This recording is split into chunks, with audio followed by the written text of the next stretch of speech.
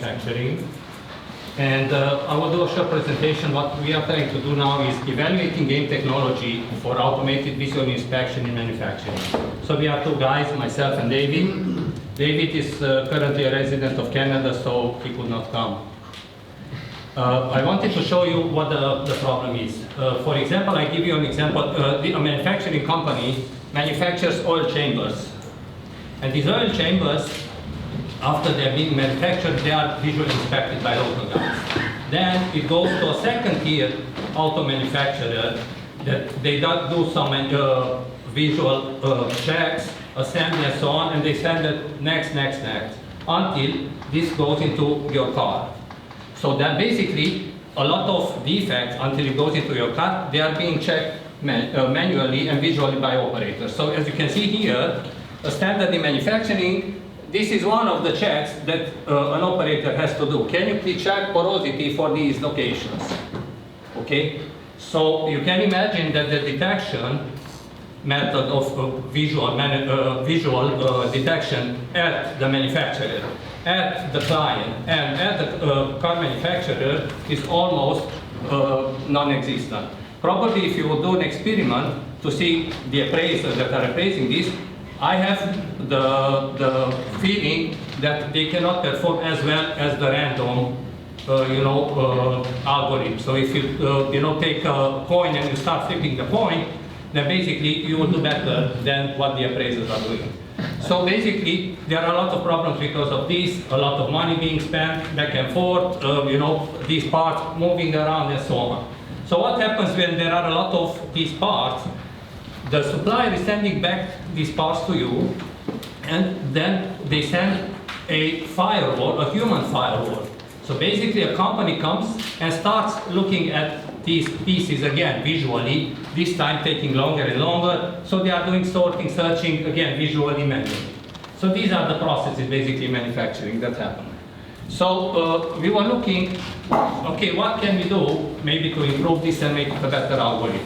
So Dave, that I just mentioned before, he's a colleague of mine and we were students together. He graduated in neural networks and he put together a game engine. And this game engine, is like a V type of game. You play the game and then he can detect and so on. And in the past we discussed, oh, can you maybe scan me and put me in one of your games and so on. I said, yes, Alex, I can do that, so no problem. So when this problem came up with the detectability, I said, can we evaluate your technology and see if we can take this piece, scan it with the camera, move it into virtual reality and start playing with it, because you have a lot of algorithms there, recognizing textures, interaction and so on. And let's try to do this, and then basically the result translate back into reality, and then use that result to give feedback of this particular part. So let's do this experiment, and then basically evaluate how well this can do compared to human being and against company standards, client standards. Because for example, you might be able to do this at very high standards, like 95% success rate and so on. So it can be a help for quality, or it can be maybe an autonomous detector for visual inspections. So basically now we are in the stage to try to find a company that basically to run an experiment with this, and then try to evaluate how well this algorithm can do versus human beings, which is clear is not really a target, but also given the particular condition, you can see the materials are special and so on. There will be a special laser camera used and so on. So how well we can do basically to classify these. So for that we will actually need to have data, of course, good data, bad data. This is one of the major challenges, to have good data and bad data from the customer, that they really actually classified the pieces properly. Because if I teach the algorithm something and they will use some lessons that are not really the right one, of course the classification will suffer. So this is basically the idea that we are looking for. So now we are discussing with somebody to try to evaluate this gaming technology to see if this technology is going to actually produce something that companies might be interested in, and what are the statistical relevancies, and how well this can classify compared to some expectation that customers might have. So that's pretty much it.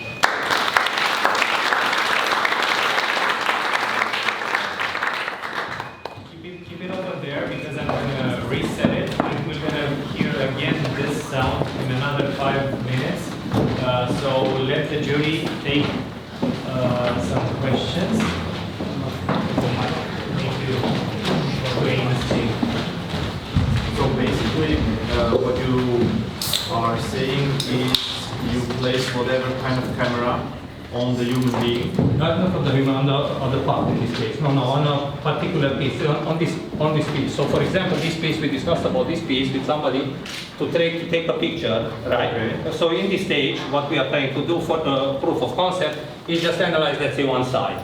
We'll take a picture of one side, we'll put the piece, just something very simple, put the piece on a table, the camera will be in a fixed position, and basically we'll take a picture of this side and basically identify the issues that are there using machine learning and then using human being and so on. So though doing an experiment, then checking the confusion matrix, how well things get classified using basically the technology that we are using. So basically this is being scanned in as a 3D object with vertices and so on, so it becomes an object in virtual reality.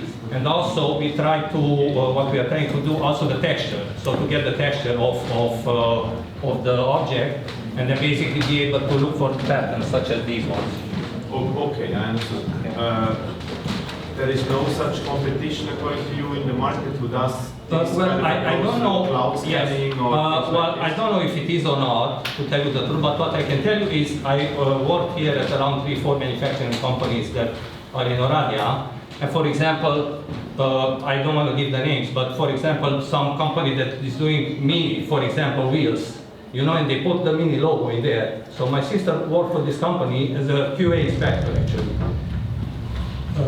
Maybe, and then they are not, they don't have really best practices there. I'm not going to get into the details because maybe, you can identify the company and how they work and, they don't use best practices, that's it, to identify because things are being moved to one trade to the other. Somebody says it's a good piece, somebody else comes supervise, it's a bad piece and so on. So this is how business is being done in many places, actually.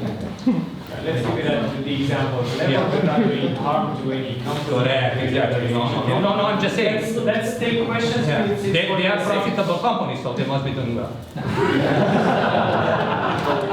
don't want to do that. Experience. You have the one guy that you mentioned that with the neural networks. Yes. So I have the experience in manufacturing. I have 20 years experience in manufacturing. First, I worked around 7 years in Canada. Basically with the company. The two of you for now.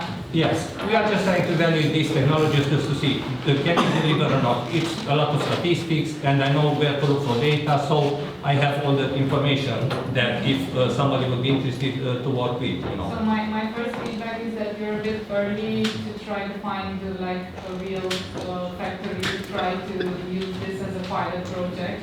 What I want to ask you is, did you try scanning one of these objects? Do you have the cameras that you need? Yes, so this is kind of the next step we are going to do. We'll buy a camera. The camera costs $160. We talked with some guys that are desperate. Do you want to do an experiment? Because the thing is, basically they have nothing to lose, and the amount of money they don't have any money. Just give me the to invest in this. Give me the good parts, give me the bad parts, and then I classify for you the other 100 parts. Let's see how it's doing. So we have nothing to lose, And why do you need right now the fact that the client to help you figure out if it works? Can you not just have one part, look at it, have your sister, the QA, look at it and see if, No, because we like to validate it in a manufacturing environment that we can present to the client. The actual client who has problems now is sending the human firewall, right? They are sending the human firewall to stop the bleeding. So can we do better than that? Yes, maybe we can do, let's say, at the level, let's say 95% precision and so on. I don't know, because you can see their shininess, I don't know, there are different cameras and so on, how well we can actually perform. So basically you're confident that it works, but you need the client to show just how much better it is than the current process.